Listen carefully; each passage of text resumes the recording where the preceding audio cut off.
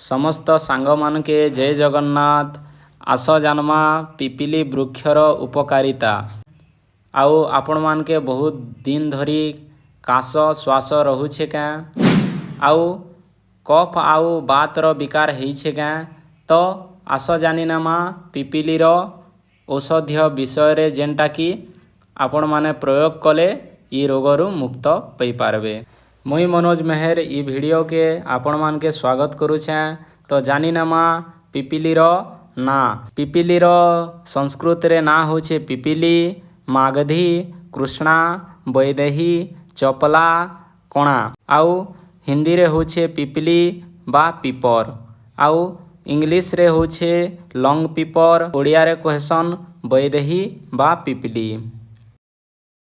तो प्रथमे चलो जानिनामा पिपिलीर गुण विषय रे। गुण होछे लघु, स्निग्ध आउ तीक्ष्ण। लघु माने जल्दी पाचन करवा, शरीर खाना के जल्दी पाचन करवा आउ स्निग्ध माने शरीर रे चिकण आनबा आउ तीक्ष्ण बेले शीघ्र काम करिथिसी, शरीर कण कण रे पशि जेकरी शीघ्र काम करिथिसी, जेन वेदना हिथो बा जेन रोग हिथो जल्दी ठीक करिथिसी। आउ रस होछे इनर कटु रस, कटु माने राग आउ विपाक होछे मधुर, जेनटा कि डाइजेशन ही सारला परे मधुर ही जैसी। आउ वीर्य होछे शीत वीर्य नैसे कि उष्ण वीर्य नैसे, इटा होछे अनुष्ण वीर्य माने शीत वीर्य नैसे कि उष्ण वीर्य नैसे माने मध्यम रो वीर्य है। आउ दोष कर्म रे कफ आउ बातर नाश करिथिसी आउ समन करिथिसी आउ कटु हेथिबारु कफ के समन करिथिसी आउ स्निग्ध हेथिबारु बात के समन करिथिसी। तो आस जानिनामा किछि औषध प्रयोग विषय रे।